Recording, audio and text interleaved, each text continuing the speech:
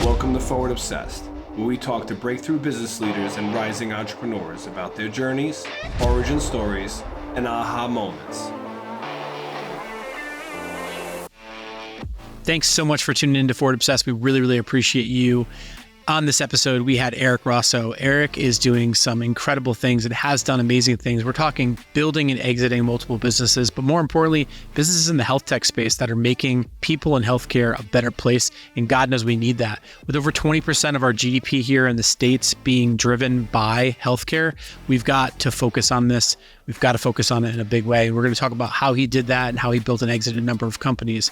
We're going to talk about a lot of mental models of what makes a great leader. We're going to dig into things like rowing and some of the science of that. We're going to talk about bees and what do bees have to do with entrepreneurship and building great businesses. So lots of different interesting things on that conversation. We talk about the ups and the downs from working for somebody and working for yourself, and then what it's like when the wire hits, as we always dive into that. Go on wherever you listen to your podcast, give us a 5-star review. We really appreciate that. It helps us spread the reach to find more awesome people like you and to keep doing this and to keep leveling up episode after episode. If you have a moment, please share your thoughts. What do you want to see happen next in terms of guests? forwardobsessed.com is the URL. There's a contact form right there. We'd love to hear from you. We respond personally to every single email that comes in. So we'll see you on Forward Obsessed. Thanks so much for tuning in. Ladies and gentlemen, welcome to this episode of Forward Obsessed. Today we have with us Eric Rosow, multi-time entrepreneur, exited founder. Thank you very much, Eric. Thanks for coming on the show. Awesome to be here, guys. Thanks for having me. Absolutely. So Eric, when we start the show, we always like to go back in time to your early years, usually to when you're a child, go into where you came from to see if we can dig out a kernel that might show us why you're an entrepreneur. So tell us about your humble beginnings. Where are you from? So more or less a Connecticut native, originally born in Florida, but moved here when I was 4. So grew up in West Hartford, went to all public schools, Norfelt for those West Hartford folks, King Philip, Hall High, and then actually went to Trinity College, also here in Hartford for undergraduate. Oh, wow. So you never left. Yeah. Yeah, you came from Florida and stayed. Yes, sir. And folks, what do they do? Your parents? Yeah, so my dad worked in a family business that was, at the time, a large distributor to pharmaceutical companies way back in the day. I learned a lot, I think, from my mom, too, who did a number of different careers, one of the early engineer females at IBM back in the early days. But actually, during my formative years, she was a saleswoman for World Book Encyclopedia. And I just loved the way she connected and showed value and made that work for many of my friends and families throughout the neighborhood growing up. I love that. Small business, big business. And I'm already hearing early stage, one of the most important things in building a business is sales ability. And clearly you got that right from your parents. It's amazing. Yeah. That's incredible. And then, so your mother was an engineer, you said in the beginning? Software programmer, way back. I saw a picture of her in black and white. I think she was the only female in a sea of men with white shirts and ties. And I think that always inspired me. With a giant mainframe computer, that's probably got less computing power than my iPhone today, right? True. It's amazing how technology works. I mean, she was probably one of the, like less than 1% back then. There was not many females in software engineering. Yeah, that's awesome. That's incredible. And your father's family business, was that started before him, or was he the... Yeah, it was actually started by his grandfather. Oh, wow. A horse and buggy cart in the north end of Hartford. Amazing. Grew over the years, but also got to see the dynamics of multi-generation family businesses, usually don't go past 1 or 2 generations as well. So I think just seeing the challenges of building a company, scaling a company, sustaining a company, and then market dynamics as big chains come into the world. Absolutely. At what point in your life did you start to think about entrepreneurship? I think I was always interested in no one's ever really their own boss because you're always working for somebody or for your customers or for boards. But I just love the notion of looking at unmet needs and always looking at pain points as opportunities and how can you come up with a novel approach to that service or product or combination of the two to provide a value-added service that people are willing to validate by paying for. I want to ask dumb questions on that. So one, how would you describe an unmet need? Just because I think the audience would get such value from that. And then once you've articulated what is an unmet need, how do you develop that DNA to go and spot those or find those? Because I think that's something that's really magical about you in the research I've done on you.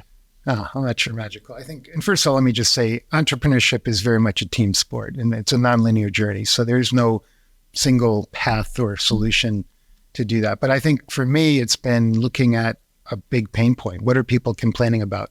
What do people hate doing? What gets in the way of the true value of why they went into a given profession? And then taking an engineering approach, almost systems thinking, well, what are the inputs and the outputs that you're trying to achieve?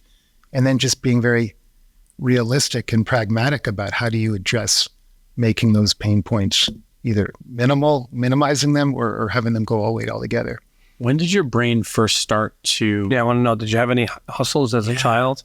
Not as much as other people I knew, but I was always inspired. I mean, I had like the neighborhood, lawn mowing and driveway paving and things like that. But nothing that I think inspired me. I think going in high school and actually in college, I got really into competitive sports, particularly in rowing. And actually here, I just turned 59 a few weeks ago, but still row here locally with Riverfront Recapture. And I think the notion of a team sport where everyone's literally pulling together in unison for a common goal is something that's just been in part of my DNA. So I did that through college, got to row a few years with the U.S. team, got to travel internationally, took a few years off, but then got back into it about 12 years ago at the master's level. I hear that metaphor a lot, which is like we got to all be rowing in the same direction. But almost every time I hear the metaphor, it's referring to business and leadership. It's not referring to actually rowing on the river. So on the river. So take us through that. What is it about the sport of rowing? Because I've heard this a number of times. You look at crew, you look at some of the Ivies, there's something about that really inspires a sense of camaraderie and teamwork. So I'd love for you to unpack that for us because you've got such experience. Oh, thank you for asking. I mean, look, I think there's so many analogies, whereas rowing can be a metaphor for business, for life, for living a full life. And actually, I will say of all the startups I've been involved with, my most demanding and in many ways most rewarding was starting up a high school crew team in our town. I now live in Avon, Connecticut. So in 2007, a couple other parents in the community, we co-founded Avon Crew, which we thought, I don't know if we'll get 8 or 10 kids that'll come out. We had 110 kids come out the first year. Wow. And then I coached it for just over a decade. And the thing I always learned from my experiences, and I tried to teach, I coached the girls squad.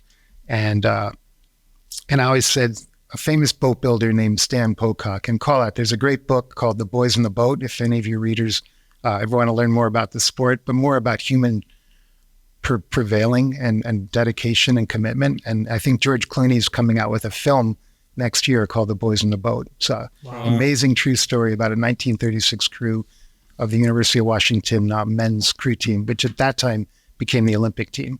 Wow. They went on to win the gold medal against heavily favored Germany. But anyway, I won't give away too much, but great story. The lesson I took away, though, is this famous boat builder, Pocock, said, the way you apply power is more important than how much power you apply. And I've always loved that because with that, I had a bunch of scrawny, tough, fit, young, scrappy athletes that weren't as strong as the crews they went up against, but they were tough, they were fit, and they did it together. And I'd like to think they rowed well, which was my responsibility to help coach that. But that is a metaphor I've always lived by. And I've always tried to build companies in a very capital efficient manner. I know a lot of other founders that have raised a ton of money. And, that's a strategy and you can go to the moon, but you create a pretty heavy escape velocity when you take on lots and lots of other people's money as you're trying to build your company. So. Talking Jeffrey Moore language now. I love that stuff. Escape velocity. Yeah. It reminds me of the 1-inch punch from Bruce Lee. Yeah. Like it's just where you place it. Right. Yeah. No, I love that. I think that comment about power definitely will strike a lot of chords with people because especially now as we see the power dynamic changing between employee and employer in today's landscape. So yeah, thanks for sharing that. I also think a lot of people believe in brute force, right? Like everybody tries to I can't tell you how I've done it. I do it myself where you just using the power analogy, you break something because you're trying to brute force it instead of being much more precise about what you're doing. I think that plays into this really well. And just totally agree. And one other analogy I'll share with you in the world of rowing, there's this moment, it's called swing. And it doesn't last long and it doesn't come often, but it's a moment that describes the perfect harmony and synchronicity of a crew when everyone is flowing together catching the water with their blades together, applying the power together, and then extracting from the water. And when you achieve that in a boat, it's like almost spiritual. Is that like Hooke's law, kind of, in terms of the math behind it? It just is a perfect application of the power curve. And the boat actually gets effortlessly light. And yet it's also a point in when the boat is going the very fastest. Wow. So not only do you want to apply power together, but then you want to do everything together so you're not slowing the boat down. And so anyway, that's called swing. Yeah. I actually wrote a blog on that. I can send you as a link after. Please do show notes for the year as well. I was going to say that. Yeah, that's awesome. Love that. Yeah. I want to go row. I've got a rowing machine at the house, but there you go. But it's a lot different when you're doing it by yourself than with a team. It is. Well, if you ever want to come out on Riverfront, I'll take you up on that. Yeah, we're right in Hartford. I'll go with you. Yeah. I'd love to try that. You guys are beasts. No, let's do it. We were just at a friend's lake house. One of our friends is Facebook, and he's got a nice lake house, and we went up and I took the kayaks out, and I was like, I had a lot of fun with this. I was like, I want to do this in a more group setting. So yeah, I'll definitely take you up on this. We'll make it happen. And I know the guys in New Haven too. They're great guys. We compete against them, but we love those guys. So Robert, we're going to throw you on the boat. Yeah. Obsessed. Yeah, exactly. I love it. That's fantastic. So Trinity, you started rowing, and you were an engineering major, specifically mechanical engineering. Mechanical engineering major at Trinity. Great experience. 4 years rowing, and then actually after graduating Trinity, did an internship program, what was then called the Hartford Graduate Center, now RPI at Hartford, in biomedical engineering. Okay. And I kept training rowing as well during that time, and got to row with the U.S. team, as I mentioned, which was an amazing experience, and work was just, I think that was really an inflection point of being with such a high performing team of dedication, and the level of trust and dependency and shared vision of working together was something that I found infectious. I feel like you could replace rowing with business, and there's a direct correlation. In a lot of ways, but a lot less lactic acid in the water, which is a good thing. Yeah. There's something about rowing. It's because you don't see it in a lot of inner cities, obviously. I mean, I know they're trying to introduce it into like New Haven, and they're trying to get it, they're trying to, bring it back in Hartford. But it tends to be very popular in Ivy League schools and the higher end schools. What do you think about the sport? It's just access. Yeah, no, I'm glad you bring that up, because actually it's like a sport where you're right. The histories have been very blue blood and Ivy Leagues, but it's become so popular now. If you look at youth rowing, you look at public school programs, 13 or more public schools that have crew now here in Connecticut, Avon being one.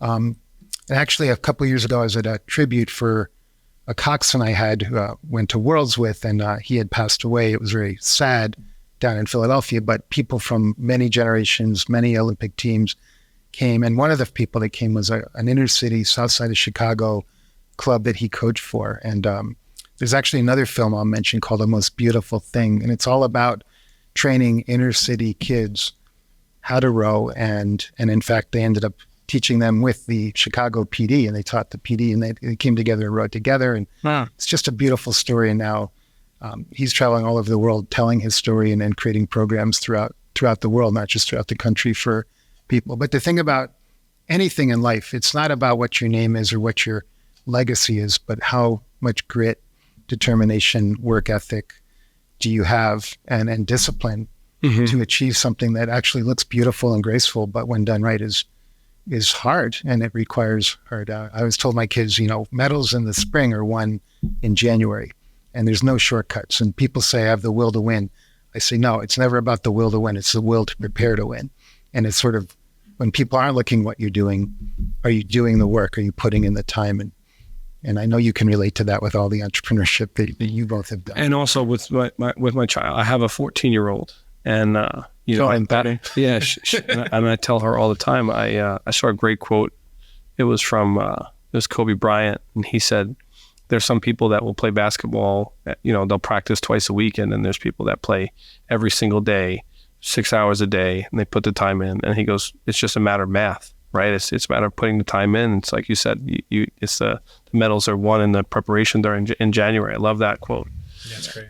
It's funny, just to digress for a second about that, in inner city and rowing, I think in water sports in general. So when we built District, there's a river in the back. And the original plan was, I love stand-up paddleboarding. I just find it very peaceful. Yes. So the goal was to put a kayak launch onto the river to get people back out on the water, because you could take this river out to the sound, and it's a pretty nice ride. Unfortunately, it didn't happen, but one of the ideas behind that was, and one of the reasons the state did pay some money to try and figure out how to make it happen, but they just mismanaged the dollars. But the thing I was trying to tell them is, if you can get inner city kids out on the water together, you'll see them start to become teammates. You'll see, even if they're just kayaking and they're on separate boats, they're together on the water, they're journeying together, they're taking adventures together, and they're having fun together. And then it'll change the dynamics in the inner cities because of all the crime and issues and the sort of the boredom that hits for them. It didn't happen, but it was something I was hopeful for. Well, maybe it just didn't happen yet. And I love the vision. You're going to really love this story by Akshay. And I'm going to check it out. I'm looking forward to it. Just a side note, I know you said your mother was a software engineer. What brought you into the medical engineering? Was that just like a great person that was there to model that for you, or? Great question, David. I mean, I've always been fascinated by the intersection of healthcare, technology, and the delivery of that. And actually, it was a professor I had at Trinity who was also a mechanical engineering professor, but specialized in bioengineering. And so during my time there, I got to do special projects and summer work on research for adaptive prosthetics and other technologies that were used at the Newington Children's Hospital at the time. So I think that exposure just made me really excited about how can you apply engineering disciplines to healthcare, biomechanics. I also was doing some work with the U.S. Olympic Committee on actually measuring force curves. You mentioned you have an ergometer rowing machine at home, but we instrumented an ergometer to look at power curves and distance and kinematics and kinetics. And so I just found that really fascinating, and that kind of got me into the world of biomed and healthcare. I'd love to understand and unpack that in a little bit. I'm going to come back to that idea of the power curve, because I'm curious to understand how you would go about correlating that to velocity in a startup, which obviously you've had a lot of experience in, and the power that has, but we'll come back to that. So you left school, your first gig was at Hartford Hospital? Yeah. So I had an opportunity to join Hartford Hospital back in 1989, and just came back from what was then bled Yugoslavia, which was an amazing experience, and worked in an area of pulmonary medicine, exercise physiology, cardiac, respiratory. So I had a lot of exposure to that. And then after a few years, we ended up having the opportunity to take over the biomedical engineering department. And that really gave me broad exposure to lots of health tech vendors, world-renowned clinicians, researchers, administrators, people on the front lines. I mean, it's like a mini microcosm. You go to Hartford Hospital, Hartford Healthcare now, tens of thousands of employees across the state. And so that was great exposure. And I'll make a call out to Hartford Hospital and also to Connecticut Innovations. Back in the later 90s, there was a need where they engaged PricewaterhouseCoopers to come in and look at re-engineering many processes across the organization to streamline how they operate. Yeah. And the number one outcome of that assessment was to find, build, or buy a technology or a solution to streamline what was then called bed management. Or I think of it as patient flow. Mm-hmm. Think of it like air traffic control for all the patients coming into a hospital. Yeah. And there were vendors in the market at the time, but those products were very what I would call bed-centric. In other words, they would tell you, is a bed empty or occupied, or is it dirty or clean, and not much more. And in working with the clinicians, particularly the nursing staff, what they really needed to know was not only is a bed available or not, or clean or dirty, but I need a room with a negative pressure capability if a patient, for example, had TB, right, or I need a room with a cardiac monitor, or I need a room with these specialized ventilators. And so the binary data wasn't helpful. You needed to go get a series of other things that weren't available. Exactly right. And really matching those clinical requirements for that particular patient with what was available. And then how do you streamline all the communications to make that happen? You might think, I need to go to bed 5 on the 10th floor. But in reality, there's 10 to 12 different phone calls that are often made, at least then, to get a patient placed up to a room. And there's anyone who's been in the ER or waits for a room knows that it's not always the most efficient process. And so were you in how close were you to PwC at the time when this search was happening? Were you learning firsthand all the issues with them? So I was hearing about it. I was still an employee of the hospital, and I give credit to leadership at the time as well as today, where Jeff Flax and the team are very devoted to innovation and continuing to push the envelope. But I told them, I go, I know I'm an employee, but I also have a colleague, and we have this, technology that we've been developing, and we think it could apply very nicely to building a better mousetrap, quite frankly. And if you give us 2 months, we'll come back to you with a prototype of what that could look like. And they agreed. They supported that opportunity, and we came back. And then that was the beginning of launching what was a company then called Premise, which was really more of a consultancy company doing a lot of different research and data acquisition in healthcare related fields. But really the inflection point to your question, David, was going from a consulting firm to a product company. Yeah. And that was really the product launch of what became known as a bed management dashboard. And we deployed that at Hartford Hospital. Our second client, Call Out to Waterbury Hospital, was our second client. Our third client was the Cleveland Clinic.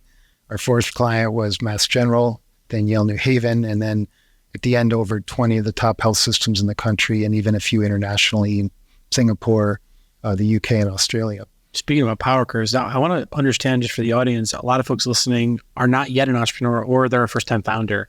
And you had an interesting experience because you were the founder and CEO. A lot of people, the founder, maybe they're a co-founder. Co-founder. Yeah. So can you help us understand, what was that like? Because, you didn't have a traditional kind of background in entrepreneurship. You had some exposure. What's that like now, where you have that moment going from employee to now you're a co-founder? What's that like? Because I want to unpack that for the audience. For those first-time founders, what does it feel like, and how do you sort of navigate through that, at least in your story? Yeah, I mean, it's thrilling. It's terrifying. There's a lot of imposter syndrome, to be candid. And I don't think there was as much access to like just blogs and podcasts and even books at the time as there might be today. But I think fundamentally you have to believe in a couple of things. One, that the world needs this and that it's important and that you have a passion to see it happen. Two, that no one can do it alone. Like, I knew what I was good at, but I also knew to make this realize I needed to augment the team. And I actually had a really good friend, another Connecticut native named Joe Adam. We actually met in high school chemistry, ended up both going at Trinity together, very talented mathematician and software developer. And I was telling this guy, Joe, there's this new technology, it was a programming language called LabVIEW, which I was really fascinated by. And I said, I want you to learn it because I think this could be a foundation of how we could build a product. And that's exactly what happened. And here we are 40 years later, we're still like the best of friends. So I'm also really proud of that, because anyone knows, like, it's not easy to be co-founders through early and even later stage years of scaling. And therapy has worked really well for absolutely. us. People don't realize you need that to make it work sometimes. So when you noticed the issue with the hospital and the need state of the hospital, did the 2 months that you took to go and build or finish building, did they pay you for that? Was it a paid? So you gave us some seed fund. I think it was $20,000 at the time. Okay. And we had another developer that we brought on, and we came back and we were already an established consulting firm. Okay. But this was really an opportunity to build out the product. And then we said, all right, if we do this, we will have something live within 6 months. And was the $20,000 for equity, or was it pre-funding you? It was really pre-funding us. Oh, so that's nice. So they're paying you so you could figure it out. Yeah. Oh, that's great. But they were special. They had special, anything we did going forward, Hartford Hospital was always the first to hit it. They had input. They had most favored pricing. Favorite nation pricing. Yeah. Yeah. Did you wind up raising capital for that company? We did ultimately. And that's always an interesting journey. But at the end of the day, Call Out to Connecticut Innovations. I've raised both my companies. CI was an early investor, and I'm so grateful to the ecosystem that CI has created and continues to build here. People don't realize how old CI is. It's I believe it's like 30 years old. Yeah. And they were fantastic at every stage, and the board. Actually, Aetna at the time was our largest investor. They had a venture fund. Yeah. And then a few other funds, one in New York City and that we raised money with. And so. Any major lessons what was the difference? So here's an interesting question. You can close your eyes and take your time. We'll just edit it if necessary. When you look back at the two companies that you founded and exited, you raised capital for both. What was different about the capital raising on both of those? What did you learn the first time versus the second time? How did you play the game? If there was any differences. So great question. I will say that two of the investors, including Connecticut Innovations, another one it's now called Activate Venture Partners, were investors in my first company, were also investors in my most recent company called Diameter Health. I definitely learned more about the importance of doing diligence on not just the company, but who's going to be the board member from that company. I was also very fortunate at the time, even though we were originated out of Hartford Hospital. As I mentioned, Yale New Haven was one of our early customers. And along the journey, I was introduced to who had just retired as the CEO of Yale New Haven Health System, a wonderful gentleman named Joe Zaccagnino. Mm-hmm. And Joe is on the board of Covidian and lots of big public companies. But I remember calling him up and saying, I know you've never been on a privately held company board, but I think you'd be really valuable. And, Yale New Haven's a customer. And I remember taking him out to get a hamburger. And by the end of that lunch, he was in. And he was incredibly valuable to me as an independent board director, because sometimes there are shorter term time horizons that some investors may have, whereas we were building something that was really valuable and impactful. And I think Joe was a great counterbalance, as well as a mentor to me as a young first-time CEO, in terms of how to handle some of the board dynamics at the time. So that's interesting. And I agree with you. Developing a board is important, and it can go very badly. I recently was told I was a bad board member.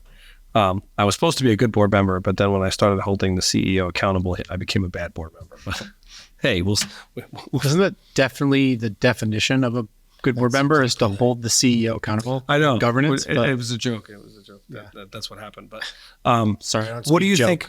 What? No. Well, so, but that's what happened. But I'm curious, because as you develop your board, and like I'm raising capital right now, and this guy said, I want to write a really big check and I want to sit on your board, and it immediately gave me pause, because I was like, what should you look for in board members? Like, what advice would you give entrepreneurs on choosing and selecting board members, or allowing people that are writing big checks to come on? Like, what kind of diligence do you do? That's a great question. So the first thing I'd say is someone who really shares and believes in your vision and mission and passion. Second thing is someone like you just brought up, who will tell you the truth and give you candid feedback, whether you want to hear it or not. I always say, tell me what I need to hear, not what I'd like to hear. And that can coach you, because we all have blind spots. We're all human. There are a lot of corners we can't see around. And I think that scar tissue that they may have from other experiences is invaluable. Great analogy. Somebody once told me, and I love this analogy too, is like, whenever you're going into the jungle, you want to go in with a guide, not an explorer. And so I think of board members, particularly independent board members, as guides. And they may not be experts in your particular product or field, although that's helpful if they are. But you really want someone that will truly be an independent fiduciary for the company and shares the mission, and not just someone who can write a big check. For myself in the audience, what does that mean when you emphasize independent board member? What does that mean?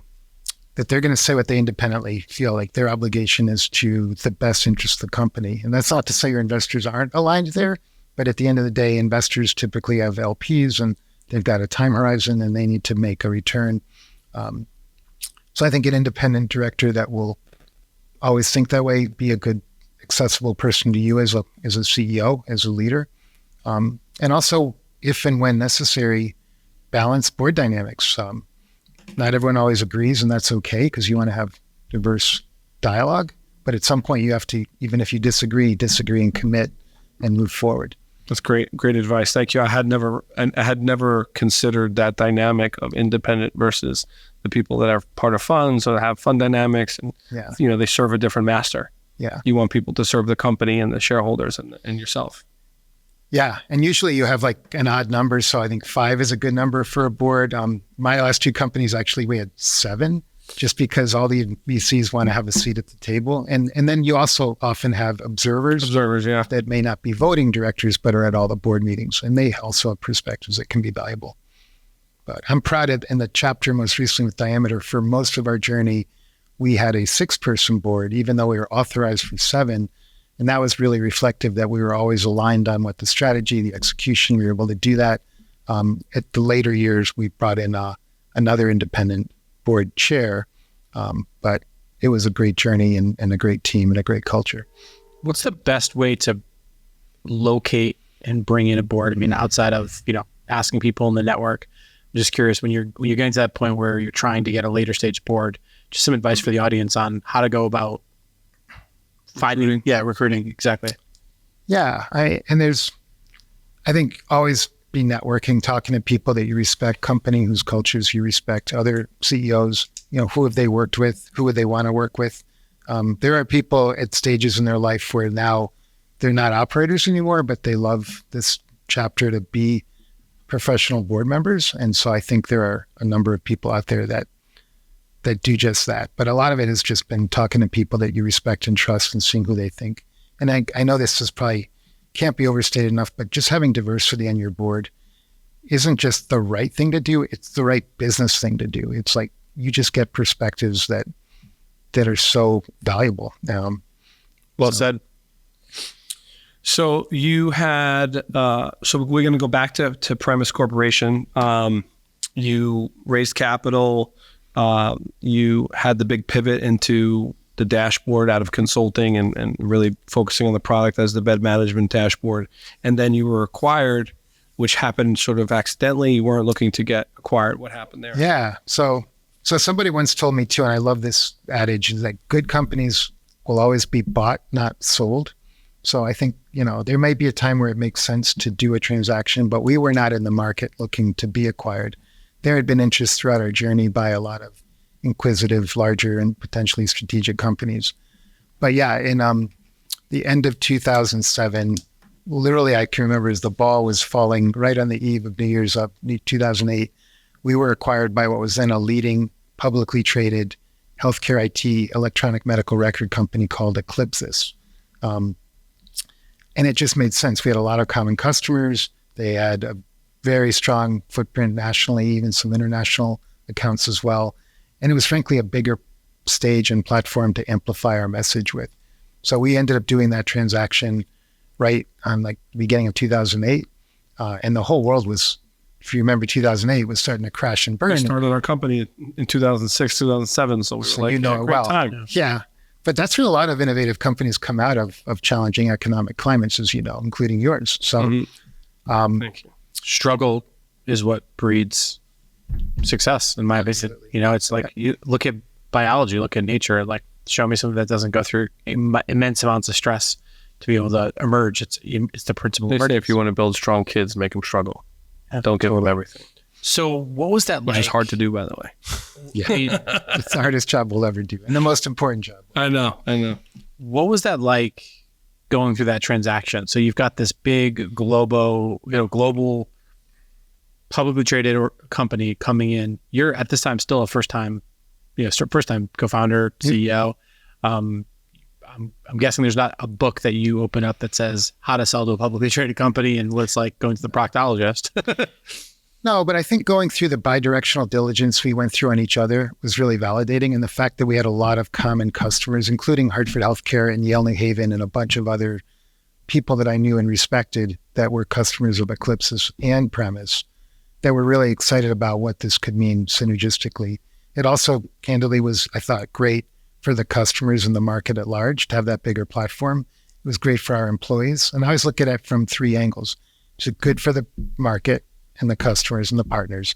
Is it good for the employees? And of course, is it good for the investors who put, millions of dollars into your company believing that one day there'll be an exit opportunity? So I checked all those boxes, and that's how we did the deal. What kind of deal was it? Was it a cash deal, cash stock deals, earn-out? All cash deal? Yeah. No earn-out? No, I don't like earn-outs, but they're not uncommon. But there was incentive for leadership to stick around, which we wanted to do anyway. Mm-hmm. But no. And that's actually one of the benefits of having venture money behind you, because they don't want to tie up their assets and investment in earn-outs. So they push you for the cash deal too. Yeah. So that's good. I want to dig into the emotional tension of that. So you go from, early part of your career working for someone else, pretty quickly switching and becoming an entrepreneur in an earlier part of your journey, which I can certainly relate to. And then that transaction happens, that moment happens, and now you're back technically working for somebody, even though it was your thing, right? So what was that like just mentally and emotionally for you to have that shift happen? We always ask the question, what happens when the wire drops? Yeah, no, I mean, look, it's always different, and I'm not going to tell you it isn't and things change, and frankly, the market changed. And so then there was a lot of excitement and focus on what Premise brought, but then the market changed to something called meaningful use and selling electronic health records.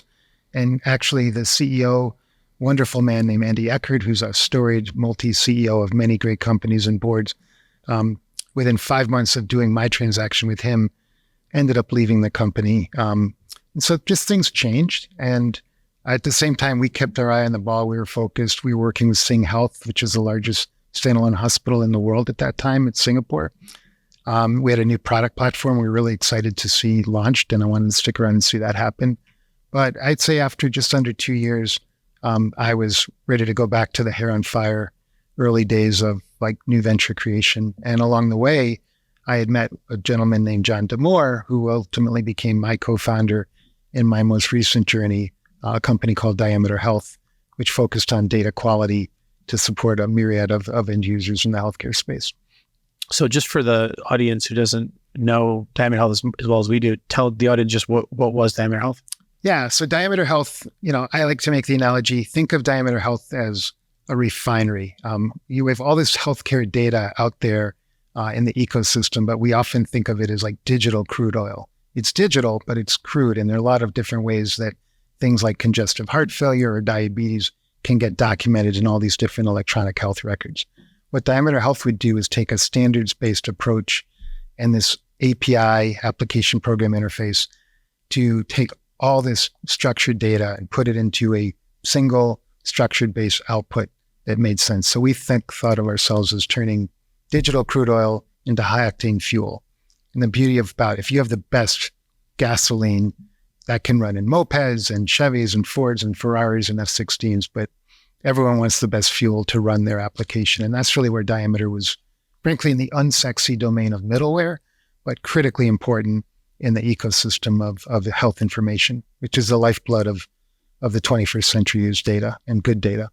Yeah, I remember reading in the research the acronym NERD. Maybe you can share that with us. Yeah, so love that. In fact, we branded it on some of our swag gear. But one day we were on a whiteboard session, and the thing we asked, what is it that was our onlyness factor? What made us unique? And it was because we had this proprietary 5-step process. And the 5 steps were normalizing the data, enriching the data, reorganizing the data, deduplicating the data, and then finally summarizing the data. And our chief technology officer, wonderful guy named Harvard Pan, he had the astute observation. He goes, that's an acronym for nerds. And there was just this moment of silence, and we were all like, yes. And so then from that point on, like all of our swag had like nerds on the back or on the front. But it was our nerds that made us unique and differentiated. So I haven't asked you yet what your superpower is. I'm going to do that in a few moments. So just maybe you can think of that while I'll share my superpower. So my superpower is branding. Branding and design is sort of what mostly that I focus on. You just described one of the critical concepts of branding, which is onlyness. So can you just, in your words, describe what is an onlyness factor and how did you go about learning about that concept and then applying it to your business? Yeah, so I have to give a call out to the former investor, a great guy named Trip Peak, who's with a fund out of Boston called LRV Health. But he challenged me in one of our early board meetings. Like he asked that straight up question, like, what is the onlyness factor? Because if I were to bore you with the early days of Diameter Health, my co-founder, John, and I had an amazing algorithm that was better than anything on the market at the time in terms of predicting what was called 30-day readmission risk, basically a way of saying you don't want people to get readmitted to hospitals ever. But particularly if they get readmitted within 30 days, and that can be a quality indicator that the right things weren't done to keep them out of a hospital. And so we had this incredible algorithm that was better, C-statistic off the chart compared to any published data. And it didn't matter because the reality was there were like 130 other vendors that had some form of a readmission predictive algorithm. And we said, well, why is it that ours is better? And that was the other eureka moment. Ours was better because we had this early stage process of making the data better. And that was sort of the inflection point that we said, well, why don't we focus on that and not be one of 130 vendors with a really good algorithm? So I'm glad you asked that question, but I give credit to my board for asking me that question to make us think about that. I think, if I remember, I think it was Marty Neumeier, who's a Silicon Valley kind of brand guy, that wrote a book. I can't remember the name of the book, but I remember the onlyness statement, or the onlyness fact. I actually teach it in my class on brand strategy, is the onlyness. There's a statement, there's like a template that you can use to get to it. But it's such a critical thing, because what I always say when it comes to brands is it's about what makes you different, what makes you better, and then how do you capitalize that in the way that nobody else can. Yep. So clearly for you, it was nerd. That was part of it. And how do you tell the story? And how do you tell it with authenticity? And I guess that's the other thing I'd share with the audience is like, people buy from people. You know, I've had investors say, I bet on jockeys, not horses. Like, you can have the best product in the world or not the best product in the world, but people, in my experience, will buy from you if they trust you, they believe you, they know that you're going to pick up the phone at 24/7 if you need to, and that you're committed to always getting better and to serving their needs. No, I love that. We asked that question a lot. We asked a bunch of people on the show about the jockey or horse. You know, where do you bet? Especially like a guy like McCooey, you know, he says it's always jockey. Yeah. You meet a Chris Allen, you see what a jockey looks like. There's just like, there's a gift to it. I don't want to say the Midas touch, but people have it, or they can quickly find it.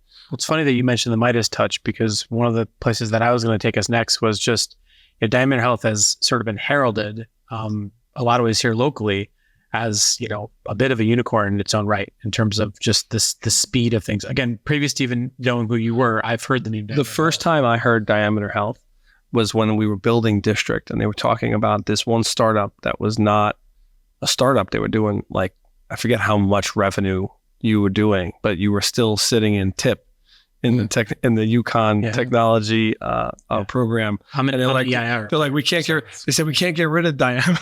Oh no, they kicked us out. We're proud to vacate the nest. But I think we were there for 3 years. But you were making some real. But I don't think they're used to a company making as much revenue as you guys were making, or at least the way that they described it is like you guys were really making some money at the time, and that you were still in the program.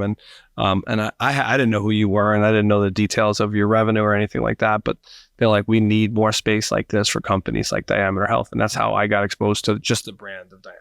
Wow. Yeah. Hats off to you and what you've built here at the District. This place is amazing. And we looked at actually looking to rent here, but most of us were up in the Farmington area, so it's just more efficient.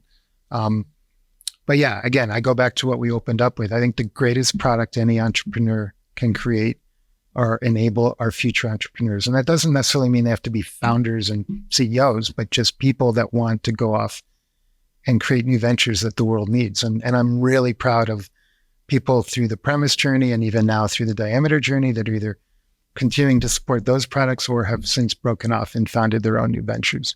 You said something earlier. Sorry, you said something earlier. You said you believe that great companies are bought, not sold. So I believe it was last August when the Diameter transaction happened. Coming up on our anniversary. Yeah. Congrats. Take us through, what do you believe was it about Diameter Health that made you a great company that ultimately was bought, not sold? Again. Great question. So I guess, first of all, I'll go back to, like I said before, team.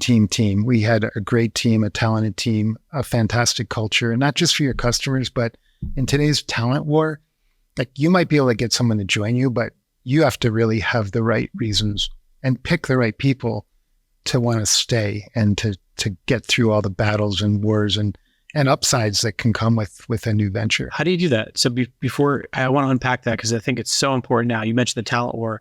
Talk to the audience, talk to the CEO or founder that doesn't have your level of experience and windfalls. How do you build a team and a culture that wants to stick around in today's talent war?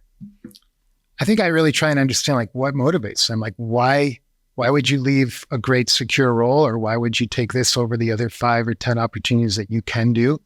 And really understand, like, do they share the passion that you share? Not everyone's going to be like bleeding Diameter or premise, but they have to have more than just comp, in my experience. If someone's coming for comp alone or equity, that might be the right hire, but oftentimes I want to know that they're there for more than that. They do believe in what we're all about. Love that. So I think culture, vision, trust, authenticity. Every week we had we called it the MMM, the Monday morning meeting, very transparent. When COVID hit, when you were building your latest venture, like I didn't know what that meant. We were very transparent with the team. And we wanted to make sure we did the right things to make sure we could realize our forward going vision. And we were very transparent about what we did there. But I think team culture, shared vision is one. You might be familiar with a framework called Pragmatic marketing, but just not Tell us about that. Not deluding yourself. Like the universe is cruel. And like, just because you work hard and you stay up late doesn't mean that it owes you anything, because it doesn't. And like, you need to be brutally honest about, does the market want, need, or even care about what your passion is? And so pragmatic marketing, and you could go Google pragmatic marketing and look at their framework, but there are a couple of things I have over my desk. One of them is the word Nihito, Nihito. That simply stands for nothing important happens in the office. And the point of it is you got to be out in the market, listening to the customer, talking to the customer, voice of the customer. I used to say that all the time. Just without the fancy acronym though. Yeah. So I didn't make it up, but the other one is a quote from Pragmatic that says, your opinion, while interesting, is irrelevant. And the point again is just, what is the market asking for? So thanks for that. That's my next book. That's clearly Pragmatic. No, marketing. yeah, but that's great. That's so true, because I mean, that's one of the problems I see most often with a lot of entrepreneurs is that they fall in love with their idea, like the cork sniff. Yeah, well, no, it's that they think that the cork sniffer is the client, or they think that their opinion is the customer, or their son's opinion is the customer. And it's really, the question you always ask is, what is product market fit? It's someone that doesn't love your product, that gives you honest feedback. But I think that also goes back to the original analogy, which is the universe is cruel. It doesn't matter what you put into it, right? It doesn't owe you anything. I think to your point about where to apply power, right? What was the quote? Yeah, how you apply power is more important than how much. Yeah, exactly. So it's not the nights and the long hours that you put into your company. It's where you apply the power. Yeah. And I think it's so critical. I mean, that it really resonated with me. Well, for me, it's focus, right? I mean, like essentially no different than the rowing. It's ultimately, it's at what points in the thing you're putting the power, putting that power, like where are you putting the energy or the effort and the focus? I always say, like, strategy is not about things that you're going to do. It's about things you're not going to do. Strategy is about sacrifice. It's about understanding you can do only so many things. There's only a finite amount of time, resources, team, whatever. So totally. I think Steve Jobs said of all the things, it was the things he said no to, he's most proud of. And I will say, saying no, it's the most powerful word in the English dictionary, I think. And actually it can build trust, because I've seen a lot of commercial people that will just say yes to everything to try and get a deal. And maybe they'll get that deal, but then it's your implementation team, your client services team, your engineering team holding the bag for stuff that is not on your roadmap, or, is no plans to be on your roadmap. Saying no is so important. And I've seen customers do site visits where it was Yale New Haven. They said, this is a company that will tell you no. And that actually was very credible. And I think we ended up getting that deal with Singapore because they knew when we told them yes, we were going to deliver that, or we had that today. That's beautiful. That was actually a thing that I ran business development for our company years ago. And one of the measurements that I came up with and we started to do, we didn't do it enough, but after I think it was like year 3, we started to track how many times we said no. Instead of win or loss, we looked at what we turned away, because I think that was a sign of maturity for us, because we understood that the only way to keep the team happy was to say no to bad stuff and stop being so revenue focused. We knew that bad revenue is not the same as good revenue. Yeah. Bingo. Yeah. And that was a critical piece to our business. Going back to your acquisition now at Diameter Health, they bought you. You weren't selling. They came and they were looking to buy. What was that journey like, this last one? Yeah. So again, we weren't running a formal process, but there was a lot of interest along the way. The company that bought us is a privately held company in Jacksonville, Florida called Availity. Mm-hmm. And some of their big investors are large health plans like Anthem, Humana, one of our clients called HCSC, and then a private equity-backed firm as well. And so Availity has been around over 20 years. Good people, good culture, deep in the claims part of healthcare world, and processing and really being a clearinghouse of many, many claims throughout the country. Where they hadn't been deep is where Diameter was extraordinarily deep, and that was in clinical data. And so part of their vision was to build a pillar of clinical data to augment the claims data, which is really the holy grail of integrating these two cohorts of data, and to build that around the Diameter Health tech stack and team. And so that's why we as a board, as a leadership team, as a company, agreed to go forward with that process. And how's that been so far? Yeah. So again, cash deal, stock deal, earnout. Yeah, we don't talk about the terms of the. No. But, Okay. It was just it was a very clean, straightforward deal. And we were pretty much aligned with that. So we closed end of August last year, and I agreed to stay on till the end of the year, essentially, to just support the transition. But I also think that great leaders and founders can sort of build an amazing team around them and essentially build themselves out of a job as well. So I knew that my passion was earlier stage companies all along anyway. So I stayed on until the end of the year. Took a little bit of time off the beginning of this year. Went to New Zealand and Australia. Didn't plan on bungee jumping, but I did anyway, because I think you should do something that scares you every now and then, which was fun. And then shockingly to some of my friends and colleagues, but actually met some amazing people through mutual network, and joined an early stage company out of New York City, being incubated out of New York City, which is still in stealth mode a little bit, but hopefully I can tell you more in the coming months. And, okay. We'll have to bring you on for part 2. Okay. Happy to do that. But just again, the same boxes being checked: good, smart, dedicated people with grit. Did you come in as a co-founder on that as well? Came in as a co-founder and actually the CEO. Oh, fantastic. So I want to break down a few concepts here. So one, you've made the statement in a couple different ways in this conversation around you loving that sort of early stage, that sort of the art of the start, as I like to call it, right? Guy Kawasaki. Absolutely. So the art of the start, right? Guy Kawasaki, famous statement. Clearly you're driven to this early stage sort of energy versus the late stage kind of thing. You mentioned that a couple times. What is it about the early onset of a company that really lights you up and gives you that excitement? Yeah, I think it's hard, but it's romantic. It's exciting. And I think being around other co-founders that augment your vision and that you learn from and that keep you engaged and keep you young and that you're all working like a crew team for a common goal to address a really big unmet need, in this case, in the healthcare space, is incredibly rewarding. And I feel like I have a lot of scar tissue and experience and network that I can bring to the table to help avoid some of the pitfalls that I've seen or experienced firsthand.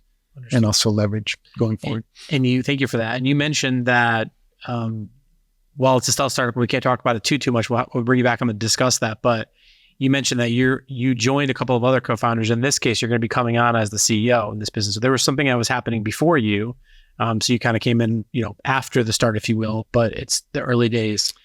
I'd love to understand from your perspective, what do you believe makes a great CEO? What are the characteristics of a great CEO?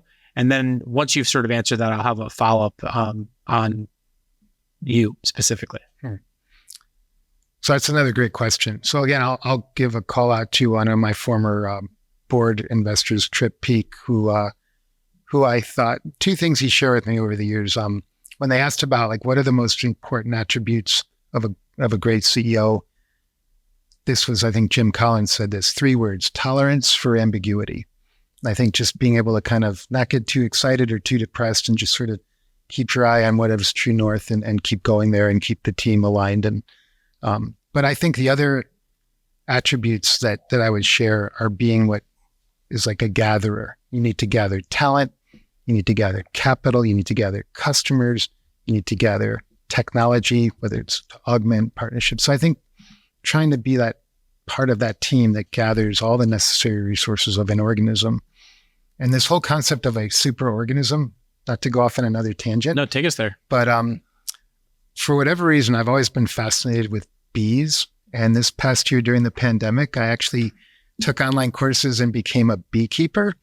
I swear I've been fascinated as well. And I've looked at there's services where they send you everything you need. Did you do that? Yeah. So I I got like a little package and I had a hive and it made it through the winter. And now I have 5 hives this year. And, and I read a book, actually, I think by a former management consultant who I think may be in the New Haven area. My son gave me a book called The Wisdom of Bees, and it was 25 lessons from the hive. And the thing is, if you think about a hive, you can think about it like a superorganism, like that's the organism. And then within a hive, there's all these different functions the bees have. They're nurse bees, and there's guard bees, and there's forager bees, and there's mortician bees, and they all like just do their job, and then they die. Like a typical bee lives like 40 days, unless it's the winter time. But it's the most like purest superorganism you can see in nature of how things work for the betterment of that entity. And so I love that you just mentioned bees, because I was with a new friend recently who's in the ag tech space specifically, and he's doing sort of a interesting IoT Internet of Things play with bees specifically. And I learned a lot about bees, but what I thought was particularly interesting, my wife had a lot of recent health issues last year, and we've been actually thinking about getting bees because you mentioned the universe, which I think you meant not in the metaphysical way, but more metaphorical. But apparently the energy that is created from a hive of bees, there's a frequency of energy that apparently has been scientifically proven to having healing benefits for people if you're within a range of that. And there's obviously a lot of research to talk about like EMFs and how EMFs have negatively affected us because of different frequencies. But apparently there's 2 frequencies that can really help with healing. One is the natural frequency of the earth, if you like stand barefoot on something and how it grounds you and whatnot. And the other apparently is the energy that's displaced from bees. So the sort of rabbit hole I went down was, for a few $100, you can basically become a beekeeper kind of thing at your house. And if you've got, any reasonable amount of space, it's pretty easy to do. So I was particularly interested to understand, what was it about bees that gave you that fascination and want to go and start that yourself? I'd love to understand that. Yeah, I just think like anything, when you get into it, like it completely focuses you on like observing and watching. And I think they're just fascinating. It's obsession. You're not worrying about things outside and work or whatnot. You're just like kind of in this like connection to nature, as you said. Yeah. Love that. And just the way they work, the way they communicate, they have the thing called a waggle dance, and the way they can communicate, like where there's a good, vein of pollen or nectar. But they're also very smart. Like they won't put all their eggs in one basket. They'll send bees all over, even if they know this week there's an apple orchard there that has a lot of great. What's super cool, we'll have to connect. We've got a lot of things to talk about on the boat, is bees are a complex adaptive system. And one of the things that I remember studying a couple of really smart management consultants that ran these really scrappy, innovative firms. One of them back in the day was called Undercurrent years ago. And I used to love everything they put out. They've since sort of all gone their own separate way, like bees. Yeah. But in this particular thing, what they were kind of going into was just how a complex adaptive system over time maintains long-term effects in terms of staying in play. And the other thing that was interesting is, so I went down a different rabbit hole unrelated to that, where they tagged bees. And if you look at the patterns, and you just described one, if you look at the data patterns, it creates these incredibly beautiful data visualizations. And someone who's been in the business of data for a while, I don't know if you've checked into that stuff out, but it's super cool. Like to watch the animations and the way that these things look, it's like, it's next level cool. I don't think it's obsession. The way you described it to me is disconnection, right? Like scuba dive. I know you went to Australia to go scuba diving at the Great Barrier Reef. Yeah.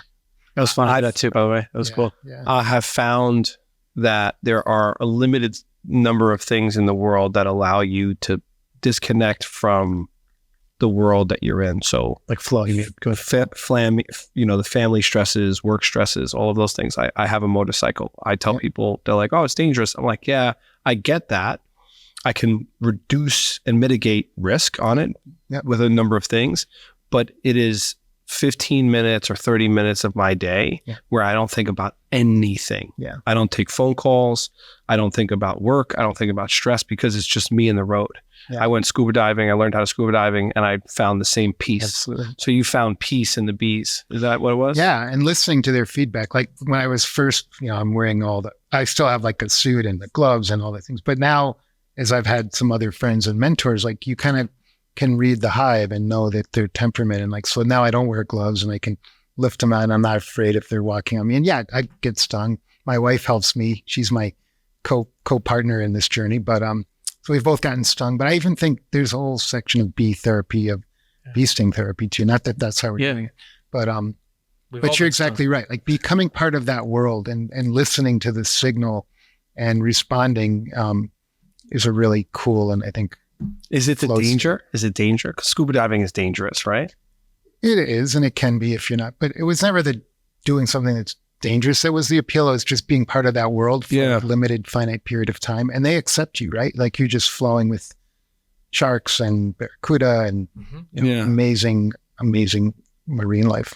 Did you use the bass? Is it, I think it's like bees as a service or something like that. I saw something you like pay monthly and they send you the hive and they send you everything you need. Or did you sort of do your own research? And I did my own research. Actually, there's a guy in Farmington, buddy Gary, who had 13 hives. And then as bees grow, they'll either swarm, or if you can take out certain frames in the hive, then you can create a new hive. And so he actually got me started. It was on Earth Day of all things. And so, nice. People may not realize it, but like 60, depending what you read, 60% of like all the food we have in this world are because of pollinators like bees. And we need more pollinators because bees have been getting decimated over the last couple of decades due to these things called varroa mites and other things that make it hard to be a bee. So thank you for all that. Just love that conversation. I think we've covered a lot of direct and indirect references to leadership, and I really appreciate your humility and humbleness, always pointing to the team. I think that's sort of like what Jim Collins talks about, like level 5 leaders, right? So clearly I'm seeing a lot of that high level leadership coming from you. What's your superpower? I shared my superpower is sort of branding and storytelling. What's your superpower? I'm not sure if I have a superpower, but I think what I've come to appreciate and try to play to strengths, because I do believe Colin Powell, I think, once said, don't look for lack of weakness, look for like the strengths that you need in different leaders. And I think mine would be ability to like kind of see like the genuine intent of people and to try and bring people that share a vision and share that passion. And so I love team building. I love high performance teams. I love not just recruiting, but being part of building a high performance team and keeping those people in the boat.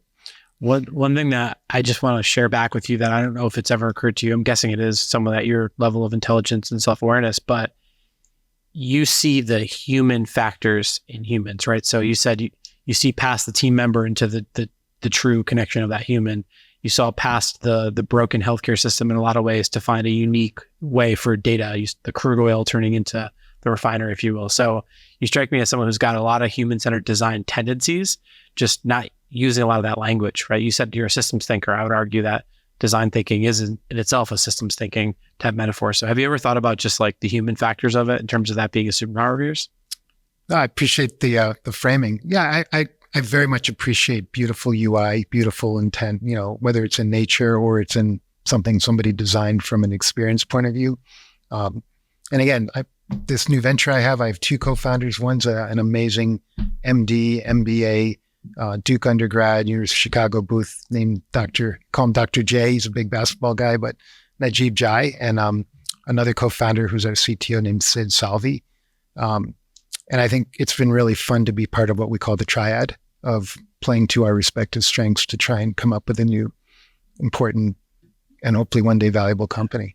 I know you're in stealth mode, so I want to be respectful of that, but is there anything about the problem space that you're going into that you can share without violating anything? Sure. And I want to make a call out too, because we're being incubated by an amazing venture studio in New York City called Alley Corp. Okay. So ALLEYCORP.com is their website.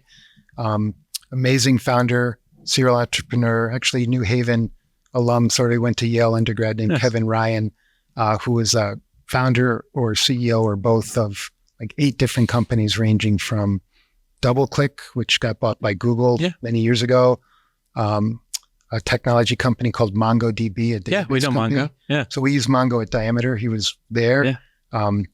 My oldest got married a year ago. They used a website called Zola for wedding. Yeah. He was part of that team. Yeah, amazing. Business Insider, so marketing media. So just a lot of companies. And Kevin, to his credit, took a lot of his own capital and has different areas of sustainability and robotics, but a big area is actually healthcare. And so he's assembled a group of amazing young MD, MBAs, smart group of docs and other execs, and gave them funding to go off and identify pressing problems in healthcare.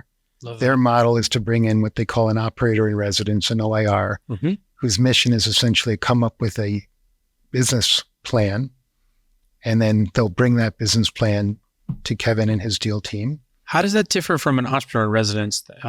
It's similar. I've seen them used both ways. They also have an EIR who's now our board chair. Okay. Another serial entrepreneur named Jeff DeFlavio, who's an MD, MBA. Nice. But basically, Dr. J. Najib brought his idea to the deal team. They gave it a green light. And then the next step was to go out and find a CEO, co-founder. And that's how we came together. Nice. And at a high level, we're in this space of what's called value-based care, which we as a country need to move more towards. We've been there largely in the primary care side for almost over a decade. Is that kind of like a plane tree facility type stuff? It's really rewarding and having an incentive model where people are paid for value and not volume. Much of healthcare, particularly among specialists, is what's called fee for service, where the more you do, the more you get paid, whether or not that translates to a positive outcome. And so when you look at our approaching almost 20% of gross domestic product is now healthcare, there's a need and an opportunity to have the full spectrum, not just the primary care side, but more in the specialty side of, like nephrology, diabetes, cardiology, musculoskeletal. Those typically have been in more of a fee-for-service structure. And so our company is really trying to be the bridge to connect risk-bearing value primary care with more fee-for-service specialty, bringing them into a value-based model. Love that. I can't wait to see what you folks are going to build with that. We'll definitely have you on the show, and hopefully we'll have the same kind of positive, exciting outcomes. Well, again, call out to what you do and the messages you share. I've enjoyed watching your podcast over the years, and I just think it's amazing, David, what you've built here at the district. And thank you so much. Connecticut's a great place, and there's a lot of great talent and great potential. And I think you guys and hopefully what we continue to build are evidence of that.